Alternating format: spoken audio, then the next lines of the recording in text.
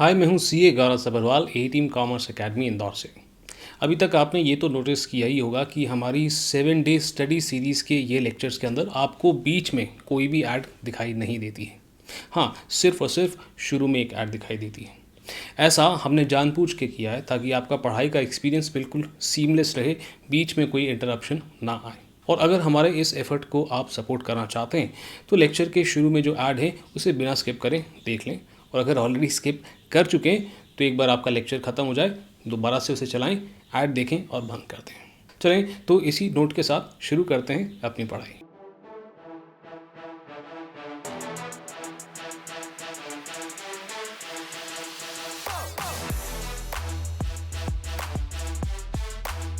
No more long and boring lectures, no more poor quality videos, and no more second-hand lectures. A-Team Commerce Academy brings you next level ACCA lectures you deserve. चलिए जी, तो इस session के अंदर हम discuss करने वाले हैं capital structure and finance cost का टॉपिक।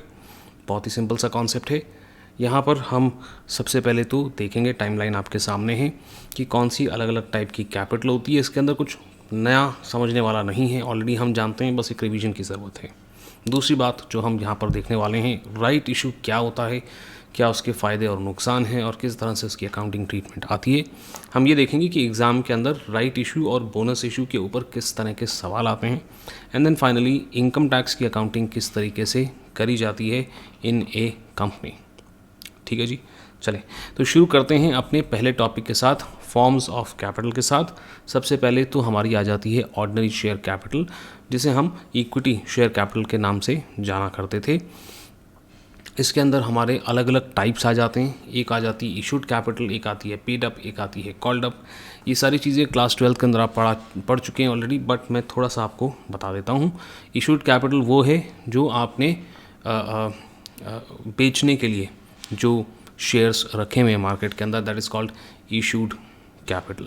उसमें से जब लोग शेयर्स परचेज़ करते हैं तो उसे हम सब्सक्राइब्ड कैपिटल कहते हैं, बट सब्सक्रिप्शन ओवर सब्सक्रिप्शन यहाँ पर हमें नहीं समझना है, तो उसके बारे में हम चर्चा कर भी नहीं रहे।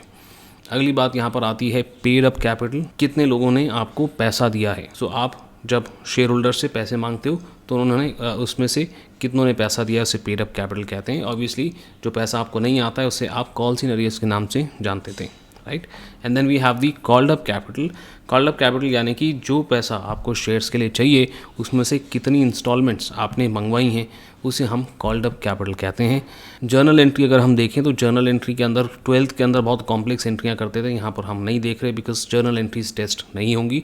फिर भी एक छोटी सी एंट्री, जब भी हम शेयर इशू करते हैं हमारे पास पैसा आ जाता है, कैश डेबिट हो गया, शेयर कैपिटल हम क्रेडिट कर देंगे, और अगर कोई प्रीमियम है तो हम उसे भी क्रेडिट कर देंगे। कई बार कंपनी की रेपुटेशन बहुत अच्छी होती है और वो बहुत तेज़ी से ग्रो कर रही होती हैं, तो वो 10 रुपये के शेयर के लिए ज़्यादा पैसे भी मांग सकती हैं। लेट से वो 15 रुपये मांग लेते हैं, तो ये जो 5 रुपये एक्स्ट्रा मांग रहे हैं इसे हम प्रीमियम कहते हैं। ठीक है, ये उन लोगों के लिए था जो अभी 11th क्लास में हैं या फिर 12th में हैं भी, तो उन्होंने शेयर्स के बारे में कोई जानकारी ली नहीं है। ठीक है, बट टाइम की नज़ाकत को देखते हुए इसके अंदर भी बहुत ज़्यादा डिटेल में हम अब नहीं जाएंगे। ठीक है, दूसरे टाइप का कैपिटल हमारा उधार से आया हुआ पैसा होता है, यानी कि लोन नोट्स या डेट। जब भी आप लोन वगैरह लेते हैं या कोई भी डेट लेते हैं, कैश आपके पास डेबिट हो जाता है, कैश इनफ्लो होता है, और क्रेडिट कर देते हैं आप जो भी डेप्ट आपके पास आ रहा है। अभी नॉन करंट लाइबिलिटी उसे बोल देते हैं बिकॉज ये यूजुअली लॉन्ग टर्म डेट होते हैं। दूसरी बात, हम इंटरेस्ट रिलेटेड बात करते हैं कि किसी से भी आप लोन लेंगे या डेप्ट का इंस्ट्रूमेंट लेंगे, आपको उसे इंटरेस्ट पे करना होता है। इंटरेस्ट रिकॉर्ड करने के लिए, एक्सपेंस को रिकॉर्ड करने के लिए आप डेबिट कर देते हैं फाइनेंस चार्जेस को। ठीक है, जैसा कि आप एंट्री में देख रहे हैं। एंड क्रेडिट हो जाता है कैश, क्योंकि आप कैश का पेमेंट कर रहे होते हैं। तीसरे टाइप का हमारा कैपिटल है प्रेफरेंस शेयर्स। अब ये बड़ा इंटरेस्टिंग है। प्रेफरेंस शेयर्स इक्विटी का कैटेगरी में भी फॉल कर सकता है, डेब्ट का कैटेगरी में भी फॉल कर सकता है। अगर प्रेफरेंस शेयर्स ऐसे हैं जो इररिडीमेबल हैं, यानी कि जिसे कभी शेयर होल्डर से वापस मांग करके उसे पैसे नहीं दिए जाएंगे, अगर इस तरह की शेयर कैपिटल आपकी है तो हम इसे इक्विटी नेचर का कहेंगे। हाँ, प्रेफरेंस शेयर्स को हम इक्विटी नेचर का बोल देंगे, और उसके ऊपर जो डिविडेंड पे होगा उसको भी हम कैटेगराइज करेंगे एज इक्विटी डिविडेंड। बट अगर ऐसे प्रेफरेंस शेयर्स हैं जो कुछ टाइम के अंदर शेयर होल्डर से प्रेफरेंस शेयर होल्डर से वापस ले लिए जाएंगे और उसके बदले उन्हें उनका पैसा दे दिया जाएगा, तो यानी कि रिडीमेबल प्रेफरेंस शेयर्स हैं, तो इस केस के अंदर डेब्ट कैटेगरी में जाएंगे ये प्रेफरेंस शेयर्स, एंड उनसे रिलेटेड डिविडेंड भी फाइनेंस चार्जेस के अंदर रिकॉर्ड किया जाएगा। ठीक है, so these are the forms of capital. अब आप देखें अगली साइड के अंदर राइट इशू की हम बात कर रहे हैं। पहले तो राइट इशू क्या है ये मैं आपको बता दूं, फिर फ़ायदे नुकसान डिस्कस करते हैं। यूजुअली क्या होता है कि कंपनी जब भी ऑलरेडी शेयर्स इशू कर चुकी होती है और अब दोबारा से शेयर इशू करने जाती है, तो एग्जिस्टिंग शेयर होल्डर्स को वो लोग अप्रोच करते हैं और उन्हें कहते हैं जी आप ले लो, अगर आप नहीं लोगे तो हम बाहर के लोगों के पास जाएंगे। Now this is what we call right issue. ठीक है, मैंने अभी थोड़ी देर पहले आपको बताया कि शेयर्स की एक नॉमिनल वैल्यू या फेस वैल्यू होती है। यूजुअली राइट इशू के अंदर प्रीमियम लिया जाता है ना, बट मार्केट वैल्यू जो है शेयर्स की उससे कम होता है। फॉर एग्जांपल शेयर्स की मार्केट वैल्यू इज़ 25 और 30। मार्केट वैल्यू का मतलब स्टॉक मार्केट पे जितने पे वो अभी है, लेट्स से कि वो $25 है या $30 है, पर जब आप शेयर्स इशू कर रहे हैं लोगों को तो you are issuing it for $15। ठीक है, तो आप प्रीमियम के नाम पे $5 यहाँ पर एक्स्ट्रा ले रहे हैं, है ना, ये मानते हुए कि $10 इज़ दी नॉमिनल वैल्यू। $10 वैसे बहुत बड़ा अमाउंट है, बट ये मानते हुए कि $10 इज़ दी नॉमिनल वैल्यू, $5 आप ले रहे हो, बट मार्केट वैल्यू से कम प्राइस है, बट नॉमिनल वैल्यू से ज़्यादा है। ठीक है, सो राइट इशू के अंदर फ़ायदा ये होता है कि ये सस्ता तरीका होता है, क्योंकि आपको बहुत सारी फॉर्मेलिटीज़ करनी नहीं पड़ती हैं। ऑलरेडी जिन शेयर होल्डर्स को आप जानते हैं उन्हीं को आपको बताना होता है ये राइट इशू हो रहा है, आपको चाहिए तो ले लो, और वहाँ से आपको पैसे आ जाते हैं।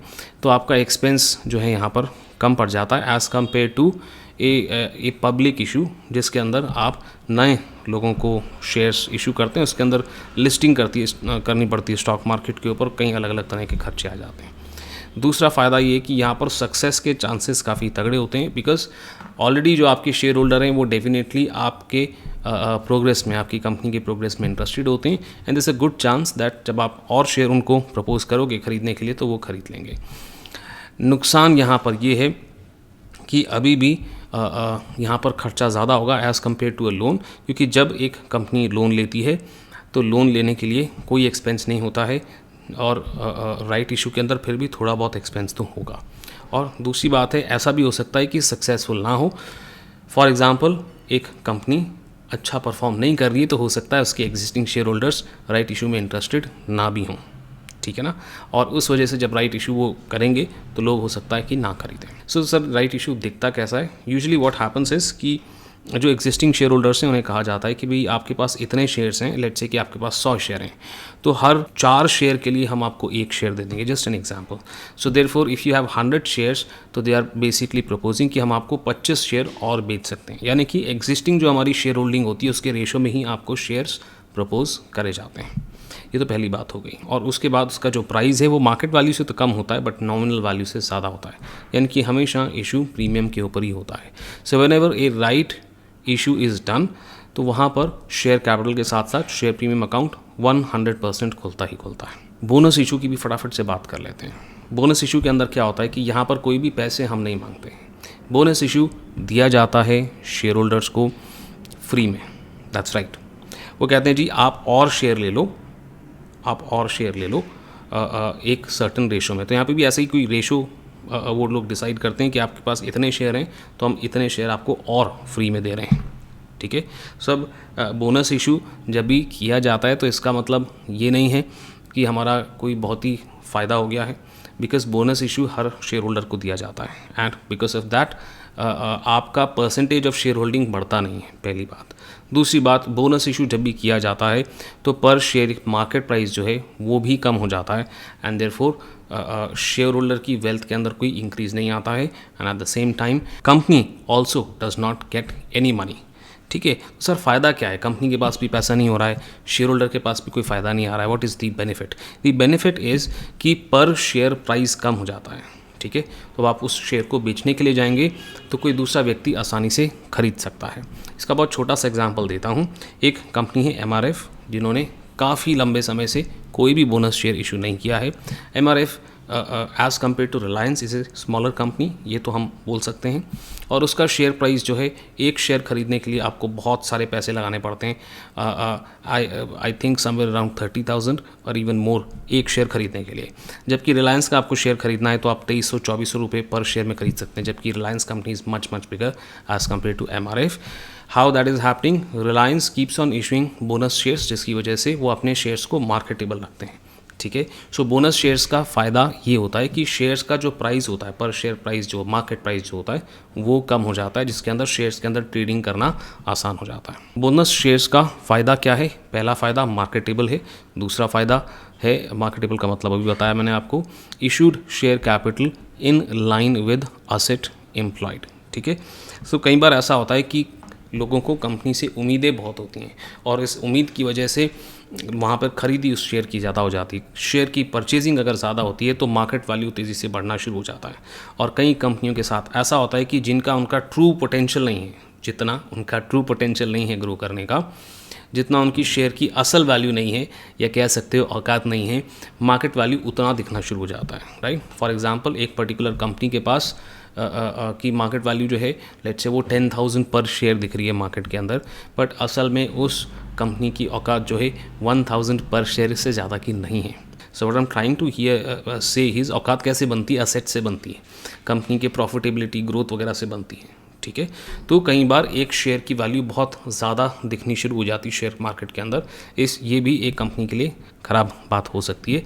तो उसको ये कंट्रोल करते हैं बोनस शेयर्स इशू करके, ठीक है। सो मेरे पास एक कंपनी के शेयर्स थे 700 के आसपास के, और बोनस शेयर जब इशू हुआ उसके बाद उसकी वैल्यू जी थी कुछ 200 के आसपास पहुंच गई थी, ठीक है। मेरा नुकसान नहीं हुआ बिकॉज प्राइस कम हो गया, बट मेरे नंबर ऑफ़ शेयर्स बढ़ गए, ठीक है। तो एक तो मार्केटेबल इसके अंदर हो गया, दूसरा है कि उस कंपनी की एक्चुअल रियल वैल्यू के करीब शेयर की वैल्यू आ गई, ठीक है।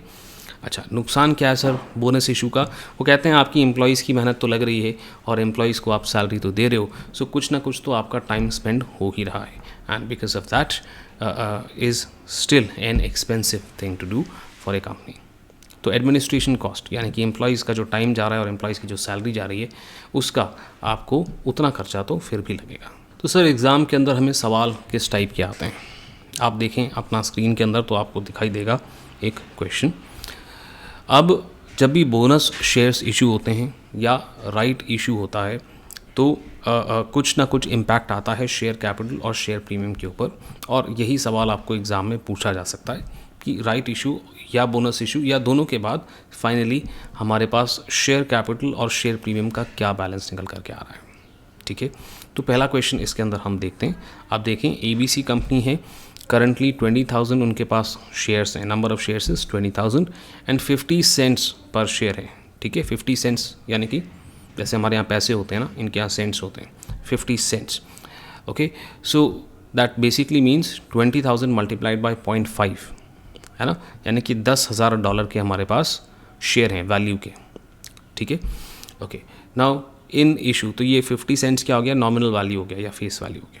वो कह रहे हैं ईच इशूड, यानी कि जब इन्हें इशू किया गया था तो इन्हें $1.25 पर शेयर में किया गया था, यानी कि 50 सेंट की अगर वैल्यू है और उससे ज़्यादा भी इशू किया जा रहा है तो यहाँ पर डेफिनेटली प्रीमियम होना चाहिए। अगली बात कह रहे हैं जी, makes a 1 for 4 bonus issue, यानी कि हर 4 शेयर के लिए एक हम आपको फ्री में दे रहे हैं, यानी कि हमारे पास अगर 20,000 शेयर्स हैं, 1 for 4 का मतलब क्या हो गया? राइट, कि हम 5,000 शेयर्स यहाँ पर इशू करने जा रहे हैं। कैपिटलाइजिंग दी शेयर प्रीमियम अकाउंट, तो यहाँ पर हम शेयर प्रीमियम अकाउंट जो है उसका इस्तेमाल करेंगे। कैपिटलाइजिंग का मतलब क्या होता है? बोनस शेयर जब आप इशू कर रहे होते हो तो डेबिट करने के लिए कैश तो होता नहीं है, तो डेबिट किया जाता है शेयर प्रीमियम अकाउंट को। सेम एंट्री 12th के अंदर भी होती थी, सेम एंट्री यहाँ भी होती है, ठीक है। So the entry in this particular case is going to be debit share premium account and credit share capital account. ये बोनस शेयर की हमारी एंट्री है। तो 5,000 शेयर्स हमारे इशू हो रहे हैं और ये 5,000 शेयर को हम फेस वैल्यू या नॉमिनल वैल्यू से मल्टीप्लाई करेंगे which is 50 cents to find out कि हमारी शेयर कैपिटल कितने से बढ़ रही है। सो जब भी बोनस शेयर इशू होता है तो हमारी शेयर कैपिटल बढ़ जाती है क्योंकि उसे हम क्रेडिट कर रहे हैं, एंड शेयर प्रीमियम अकाउंट कम हो जाता है, घट जाता है। अब वो आपसे ये पूछ रहे हैं what are the balances on the share capital and share premium account of the ABC company after this particular transaction. तो पहले एक एक करके देखते हैं। पहले देखते हैं शेयर कैपिटल की बात। तो इनिशियली 20,000 मल्टीप्लाइड बाय 50 सेंट्स यानी कि 10,000 की हमारी शेयर कैपिटल थी। अब 20,000 शेयर्स के लिए 5,000 हम और शेयर्स इशू कर रहे हैं, right. So 5,000 multiplied by 50 cents is going to be 2,500 यानी कि 12,500, 10,000 प्लस 2,500 ये दोनों को मिला के 12,500 की आपकी शेयर कैपिटल हो जाएगी। शेयर प्रीमियम का हम देखते हैं। तो हम जब नॉर्मल ऑर्डिनरी शेयर्स इशू करते हैं तो यहाँ पर क्लियरली लिखा हुआ है कि 50 सेंट का शेयर था मगर $1.25 के अंदर उसे इशू किया गया। दैट बेसिकली मीन्स कि 75 सेंट्स का यहाँ पर शेयर प्रीमियम होगा। 20,000 शेयर्स को 75 सेंट से अगर हम मल्टीप्लाई करते हैं तो 15,000 आ जाता है। और बोनस इशू के अंदर 2,500 का शेयर कैपिटल क्रेडिट हुआ था। That basically means that share premium account भी 2,500 से कम होगा। 15,000 में से 2,500 माइनस करेंगे, 12,500 आपका शेयर प्रीमियम का बैलेंस निकल करके आ जाएगा। ठीक है। So as you can see bonus share जो है शेयर कैपिटल को बढ़ाता है। तो जो हमारे पास शेयर कैपिटल ऑलरेडी थी 10,000 की वो 2,500 से बढ़ गई और वो शेयर प्रीमियम को कम करता है। तो हमारे पास जो ऑलरेडी शेयर प्रीमियम था 15,000 का वो 2,500 से कम हो गया। सर राइट इशू होगा तो क्या होगा? When right issue is done तो शेयर कैपिटल और शेयर प्रीमियम दोनों ही इंक्रीज होता है। ठीक है, let's have a look at that also. ये क्वेश्चन देखें आप। ये क्वेश्चन के अंदर कह रहे हैं जी ABC कंपनी जो है वो एक लिमिटेड लाइबिलिटी कंपनी है और उनके पास 200,000 शेयर्स हैं बट यहाँ पर nominal value 25 cents per share की है। वो कहते हैं 1 जनवरी को the balance of the share premium was 75,000। तो शेयर प्रीमियम का टोटल बैलेंस कितना है ऑलरेडी हमको दे रखा है। शेयर कैपिटल का निकालना बड़ा आसान है। 200,000 शेयर्स हैं, 25 सेंट का एक शेयर है। That means 50,000 is going to be the share capital. ठीक है जी। यहाँ आप आगे देखें 31 जनवरी को वो कह रहे हैं कि there was a fully taken up 2 for 5 right issue. Fully taken up का मतलब क्या है? हमने राइट इशू शेयर होल्डर्स को प्रपोज करे और उन्होंने पूरा का पूरा खरीद लिया, इसे कहते हैं fully taken up. 2 for 5 right issue यानी कि अगर आपके पास 5 शेयर हैं तो हम आपको 2 शेयर देंगे। ठीक है, 2:5 का हमारा रेशो है यानी कि 200,000 हमारे पास अगर शेयर्स थे तो हम आपको 2/5 का करेंगे तो 80,000 शेयर्स आपको हम देंगे। वो कह रहे हैं यहाँ पर इशू प्राइस आपका $1.80 था। नॉमिनल प्राइस क्योंकि 25 सेंट्स है यानी कि यहाँ पर शेयर प्रीमियम $1.55 का दिया गया है पर शेयर। अगली बात यहाँ पर देखें 12 अगस्त को वो कह रहे हैं कि 1 for 10 बोनस शेयर्स हमने इशू करें यानी कि जितने भी हमारे शेयर्स थे अब शेयर्स बढ़ गए। पहले 200,000 शेयर्स थे, राइट इशू की वजह से 80,000 शेयर्स और आ गए यानी कि अब 280,000 शेयर्स हैं हमारे। और वो कहते हैं हर 10 शेयर के लिए हम आपको एक बोनस शेयर देंगे। दैट बेसिकली मीन्स 28,000 के बोनस शेयर्स इशू होंगे। Now remember bonus share is going to increase the share capital but it is going to reduce the share premium. ठीक है, अच्छा तो अब यहाँ पर आप देखें आपको वही बात पूछी गई है कि शेयर कैपिटल और शेयर प्रीमियम का बैलेंस क्या है ये ट्रांजैक्शंस के बाद। तो एक एक करके देखेंगे। ठीक है, पहले देखते हैं शेयर कैपिटल को। शेयर कैपिटल इनिशियली हमारी 200,000 मल्टीप्लाइड बाई 25 सेंट्स यानी कि 50,000 की हमारी शेयर कैपिटल थी। ठीक है, इसके बाद आया हमारा राइट इशू जिसमें 80,000 शेयर्स हमने इशू करे। 80,000 को अगर आप 25 सेंट से मल्टीप्लाई कर रहे हैं बिकॉज शेयर कैपिटल का कैलकुलेशन हम देख रहे हैं 20,000 शेयर कैपिटल इंक्रीज होना चाहिए यानी कि पहले थे 50,000 एंड अब हो गए हैं 20,000 यानी कि 70,000 की शेयर कैपिटल हमारी हो गई है। बोनस शेयर्स 28,000 इशू करे गए, अभी भी हमने डिस्कस किया था। इन्हें भी आप अगर 25 सेंट से मल्टीप्लाई करते हैं तो 7,000 आता है, राइट। यानी कि बोनस शेयर्स की वजह से 7,000 का शेयर कैपिटल के अंदर इंक्रीज आया है, राइट। एंड देयरफॉर 77,000 हमारा शेयर कैपिटल का बैलेंस एंड में होना चाहिए। सो किसी भी सिनेरियो के अंदर शेयर कैपिटल के अंदर तो इंक्रीज ही आता है। शेयर प्रीमियम में ऐसा नहीं होता। शेयर प्रीमियम के अंदर अगर बोनस शेयर इशू किया है तो उसका बैलेंस कम होगा। चलो शेयर प्रीमियम का कैलकुलेशन भी देख लेते हैं। अगर आप शेयर प्रीमियम का कैलकुलेशन देखें तो ऑलरेडी उसका ओपनिंग बैलेंस हमें 75,000 दे रखा है। राइट इशू के अंदर 80,000 शेयर्स इशू करे जा रहे हैं और 80,000 shares multiplied by the premium. Premium यहाँ पर कितना है? $1.8 में तो हम इशू कर रहे हैं बट 25 सेंट्स का शेयर कैपिटल का अमाउंट था यानी कि बचा हुआ $1.55 is going to be the premium. ठीक है, सो 80,000 शेयर्स हमारे यहाँ पर इशू हो रहे हैं, इन्हें हम मल्टीप्लाई करेंगे $1.55 से, तो हमारा प्रीमियम निकल करके आएगा राइट इशू से, और 75,000 से अब हमारा प्रीमियम बढ़ जाएगा। ठीक है, अब 12 अगस्त के अंदर बोनस शेयर्स जब हम इशू कर रहे हैं तो 7,000 हमने कैलकुलेट किया था, 28,000 मल्टीप्लाई बाय 25 सेंट्स, इस 7,000 से हमारा जो है शेयर प्रीमियम कम होगा। ठीक है, तो कैलकुलेशन मैंने आपको बता दी, मैं एक्सपेक्ट करता हूँ कमेंट सेक्शन के अंदर आप लोगों के आंसर्स। ठीक है, दोबारा से रिपीट कर दूँ, सबसे पहले तो शेयर प्रीमियम है 75,000, फिर शेयर प्रीमियम के अंदर इंक्रीज़ आएगा राइट इशू की वजह से। राइट इशू के अंदर 80,000 को मल्टीप्लाई करेंगे $1.55 से, एंड फाइनली ऐड कर देंगे इसे भी शेयर प्रीमियम के अंदर। बोनस शेयर्स के अंदर 28,000 इंटू 25 सेंट्स यानी कि 7,000 से इसका बैलेंस कम होगा, तो फाइनली शेयर प्रीमियम कितना आना चाहिए ये आप मुझे कमेंट सेक्शन के अंदर बताएंगे। ठीक है जी। सो जब भी इस तरह का सवाल आता है तो आप शेयर कैपिटल और शेयर प्रीमियम को सेपरेटली कैलकुलेट करेंगे ना, तो you will always arrive at the correct answer. But the first thing that you should do is calculate the number of shares in every transaction. हमने भी ऐसे ही किया, पहले नंबर ऑफ शेयर्स निकालिए। एक क्वेश्चन हम यहाँ पर और डिविडेंड से रिलेटेड देख रहे हैं। अब ये क्वेश्चन करें इससे पहले मैं आपको एक डिविडेंड के बारे में बात बता देता हूँ। डिविडेंड हमारे दो टाइप के एसेंशियली हमको देखने के लिए मिलते हैं। एक तो हमारे डिविडेंड होते हैं फाइनल डिविडेंड और एक होता है इंटरिम डिविडेंड। इंटरिम डिविडेंड का मतलब होता है कि साल के बीच में कहीं आप डिविडेंड डिक्लेयर भी कर दो और पे भी कर देते हो। फाइनल डिविडेंड के अंदर क्या होता है कि आप पहले फाइनल डिविडेंड को प्रपोज करते हैं। प्रपोज जैसे ही करते हैं तो एनुअल मीटिंग होती है जिसके अंदर सब लोग मिलते हैं और उस डिविडेंड को अप्रूव करते हैं। जब उस डिविडेंड को अप्रूव किया जाता है तो प्रपोज डिविडेंड के नाम से एक लाइबिलिटी क्रिएट करी जा सकती है। बट हाँ, जब तक इस प्रपोज्ड डिविडेंड को अप्रूव नहीं किया जाता तब तक आप प्रपोज्ड डिविडेंड के नाम की लायबिलिटी क्रिएट नहीं कर सकते। ये बिल्कुल क्लियर बात है, ये 12th में भी आप लोग पढ़ चुके हैं। Just a brief revision. With this note फटाफट से एक सवाल देखें। बड़ा सवाल होता है जब भी तो हम रिक्वायरमेंट देख लेते हैं। रिक्वायरमेंट इनका ये है, वो कहते हैं statement of changes in equity यानी कि सॉकी और स्टेटमेंट ऑफ फाइनेंशियल पोजीशन यानी कि बैलेंस शीट। इसके अंदर डिविडेंड के वजह से क्या एंट्रियाँ हमको देखने के लिए मिलेंगी। तो स्टेटमेंट ऑफ फाइनेंशियल पोजीशन के अंदर लायबिलिटी नोट होती है, तो अगर कोई फाइनल डिविडेंड प्रपोज कर रखा है और वो अप्रूव भी हो चुका है तो वो स्टेटमेंट ऑफ फाइनेंशियल पोजीशन में दिखाई देगा। बट अगर कोई फाइनल डिविडेंड प्रपोज हुआ है बट उसे अप्रूव नहीं किया गया है तो फिर स्टेटमेंट ऑफ फाइनेंशियल पोजीशन में डिविडेंड के नाम पे कुछ नहीं आएगा। Statement of changes in equity के अंदर अगेन जो भी डिविडेंड आपका फाइनल डिविडेंड अप्रूव हो चुका है वो statement of changes in equity के अंदर दिखेगा, रिटेन्ड अर्निंग्स में से माइनस होता है।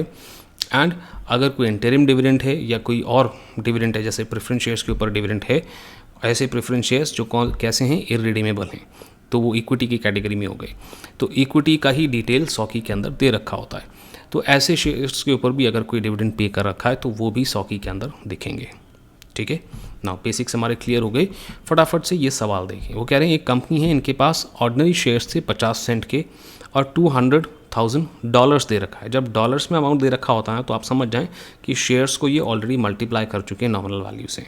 ठीक है ना, तो ये नंबर ऑफ शेयर्स नहीं दे रखे 200,000, this is the number of shares multiplied by the 50 cents. ठीक है, अच्छा अगली बात वो कह रहे हैं 8% इररिडीमेबल प्रेफरेंस शेयर्स हैं। तो अगर प्रेफरेंस शेयर्स इररिडीमेबल होते हैं तो उन्हें हम इक्विटी की कैटेगरी में रखते हैं और उनसे रिलेटेड डिविडेंड को भी इक्विटी की कैटेगरी में रखते हैं। और अगर डिविडेंड इक्विटी की कैटेगरी में है तो वो सॉकी यानी कि statement of changes in equity के अंदर दिखाई देगा। अच्छा, वो कह रहे हैं इसके ऊपर 8% डिविडेंड है। ABC pays interim dividend of 12.5 cents per share on its ordinary shares. तो उनके ऑर्डिनरी शेयर्स जितने भी हैं उसके ऊपर 12.5 सेंट्स का वो डिविडेंड पे करेंगे। तो ऑर्डिनरी शेयर्स आपको पहले तो निकालने पड़ेंगे, है ना, क्योंकि 200,000 का आपको अमाउंट दे रखा है और वो 50 सेंट से मल्टीप्लाई करने के बाद आया है। ठीक है, so in order to find the number of shares you will have to divide this amount by 50 cents. तब आपको पता चलेगा कि 400,000 शेयर्स हैं। 400,000 शेयर्स को फिर आप मल्टीप्लाई करेंगे, 12.5 सेंट्स लिखा है, डॉलर नहीं लिखा है, इसका मतलब 0.125 से मल्टीप्लाई करना है आपको। 0.125 से आप मल्टीप्लाई करेंगे 400,000 को तो आपको पता चलेगा कि इंटरिम डिविडेंड कितना पे किया है। दूसरी बात इसके अंदर प्रेफरेंस शेयर्स को लेकर के वो कह रहे हैं प्रेफरेंस शेयर्स का डिविडेंड भी पे कर दिया गया है, मैंडेटरी नहीं था। ठीक है, बट पे किया है तो ये statement of changes in equity में आएगा। सो 50,000 को आप मल्टीप्लाई करेंगे 8% से तो आई थिंक कितना आना चाहिए $4,000। सो 4,000 का हमारा यहाँ पर प्रेफरेंस शेयर्स का डिविडेंड भी निकल करके आ गया है। 100 की 54,000 का शो करना चाहिए, जिसमें 50,000 इक्विटी का है और 4,000 हमारा प्रेफरेंस शेयर्स का है। तो आई थिंक 54,000 शो होना चाहिए। अब वो फाइनल डिविडेंड की बात भी कह रहे हैं, भी साल खत्म हुआ उससे पहले एबीसी ने प्रपोज किया, उन्होंने कहा कि फाइनल डिविडेंड इतना आप और पे कर दो, बट प्रपोज हुआ है, अप्रूव नहीं हुआ है मीटिंग के अंदर, एंड देयरफॉर ये डिविडेंड को आप एज ए लायबिलिटी रिकॉर्ड नहीं कर सकते और ना ही ये statement of changes in equity के अंदर दिखाई देगा। Now in this scenario statement of financial position के अंदर कुछ भी नोट नहीं होगा, यानी कि nil is going to be your answer. And statement of changes in equity के अंदर 2 डिविडेंड हैं। सो ये बात क्वेश्चन के अंदर कई बार स्टूडेंट्स ध्यान नहीं दे पाते हैं, वो ये नहीं देखते, ये नहीं चेक करते कि डिविडेंड अप्रूव हुआ है कि नहीं, फाइनल डिविडेंड है ना। इंटरिम डिविडेंड के लिए ये अप्रूव वाला क्राइटेरिया नहीं है, सिर्फ फाइनल डिविडेंड के लिए क्राइटेरिया है, ठीक है। तो इस बात का आपको स्पेशल ध्यान रखना है। चलो जी, फटाफट से इनकम टैक्स की हम अकाउंटिंग देख लें।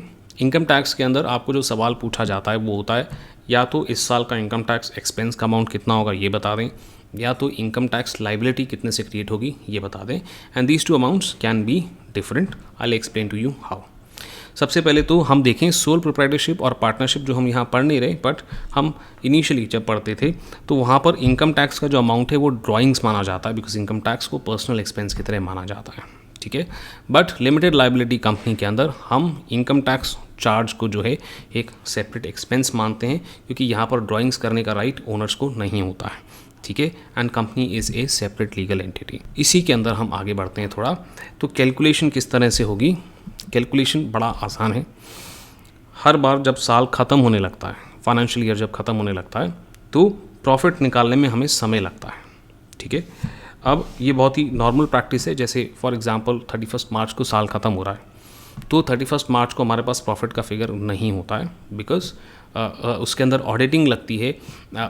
स्टेटमेंट को फाइनलाइज करते करते कई बार 3 से 4 महीने का समय लग जाता है, उसके बाद हमें एक्चुअल प्रॉफिट का फिगर मिलता है। But income tax government is not going to wait for that, they would want you to calculate and tell them how much tax you are going to पे।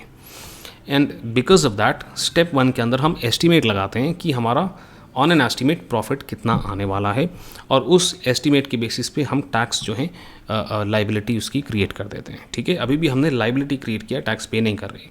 तो इनकम टैक्स चार्ज यानी कि जो expense है वो debit हो गया, और income tax liability same amount से क्रेडिट हो गया।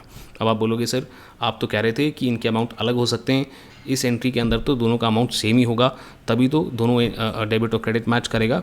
बट रुक जाएं, एक बात इसमें और आगे कर लें। अब आप फटाफट से देखें स्टेप नंबर 2।